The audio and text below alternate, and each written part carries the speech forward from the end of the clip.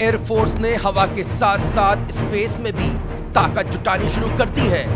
Indian air force अब space के civil और मिलिट्री दोनों पहलुओं का उपयोग करने के लिए विचार कर रही है, जिसके लिए उसने इंफ्रास्ट्रक्चर और थियोरेटिकल फ्रेमवर्क तैयार कर लिया है। इस नए रोल के लिए इंडियन एयरफोर्स ने अपना नाम भी तय कर लिया है, Indian air and space force. जी हाँ, एयरफोर्स ने नए नाम का प्रस्ताव डिफेंस मिनिस्ट्री को भी भेज दिया है। मिनिस्ट्री की ओर से मंजूरी मिलते ही एयरफोर्स का नया नाम और काम पब्लिक किया जाएगा। साथ ही डिपार्टमेंट ऑफ स्पेस एजेंसी की मदद से इंडियन एयरफोर्स अपना स्पेस डॉक्ट्रिन पहले ही तैयार कर चुका है। इस डॉक्ट्रिन में स्पेस मिलिट्री पावर से जुड़े नियमों और गाइडलाइन को शामिल किया गया है। स्पेस की जरूरतों के हिसाब से एयरफोर्स ने अपने जवानों की ट्रेनिंग का खाका भी खींच लिया है। इसके लिए हैदराबाद में space war training command centre बनाया जा रहा है। इस सेंटर में स्पेस लॉ की ट्रेनिंग के लिए अलग कॉलेज बनेगा, जिसमें इंटरनेशनल स्पेस लॉ को अच्छे से जानने समझने वाली प्रोफेशनल फोर्स तैयार की जाएगी। दरअसल मौजूदा इंटरनेशनल नियमों के तहत स्पेस के मिलिट्री उपयोग की मनाही है। स्पेस लॉ कॉलेज में एयरफोर्स जवानों को सिखाया जाएगा कि किस तरह इन नियमों का पालन करते हुए स्पेस का बेहतर इस्तेमाल करना है। स्पेस फोर्स बनने के लिए इंडियन एयरफोर्स ने स्पेस सैटेलाइट की एक बड़ी फ्लीट तैयार करने का भी बड़ा फैसला किया है। इस प्रोजेक्ट के तहत 31 सैटेलाइट इंडियन एयरफोर्स के लिए स्पेस में छोड़े जाएंगे।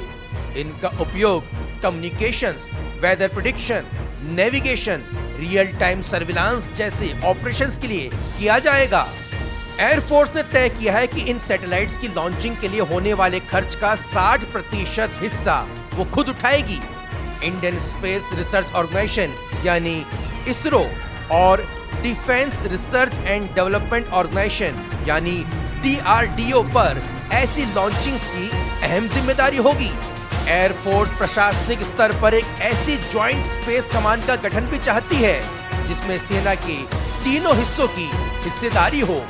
इस कमान में इसरो और DRDO जैसे संगठनों को भी शामिल किया जाएगा। साथ ही एरोस्पेस से जुड़ी निजी कंपनियों को भी इसमें शामिल करने का प्रस्ताव है। एयरफोर्स के एक हाई रैंक ऑफिसर ने बताया कि स्पेस के हथियारबंदी की शुरुआत हो चुकी है। भविष्य की लड़ाइयां जमीन, समुद्र, आसमान के साथ ही साइबर और स्पेस में भी लड़ी जाएंगी। हमें भी अपने अहम ठिकानों की सुरक्षा के लिए स्पेस में अपनी डिफेंसिव और ऑफेंसिव दोनों ताकतों को बढ़ाना होगा। स्पेस में हमें शुरू में ही फायदा उठाना होगा और खुद को भविष्य के लिए तैयार करना होगा। एयरफोर्स ने DRDO से ऐसे एयरक्राफ्ट पर भी काम करने को कहा है जो दूसरे अंतरिक्ष में भी उड़ान भर सकें। इसके लिए एयरफोर्स ने अपनी जरूरतें और इंटेलेक्चुअल इनपुट DRDO के साथ साझा किए हैं।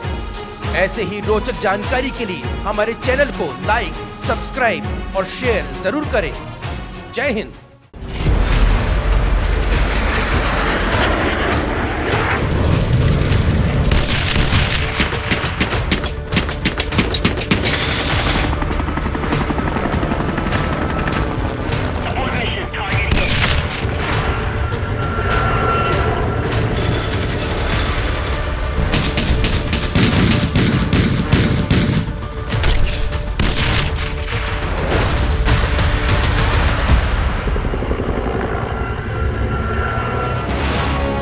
ये है इंडिया फर्स्ट कम्युनिकेशन और आप देख रहे हैं पब्लिक फर्स्ट, सर्वदा भारतीय।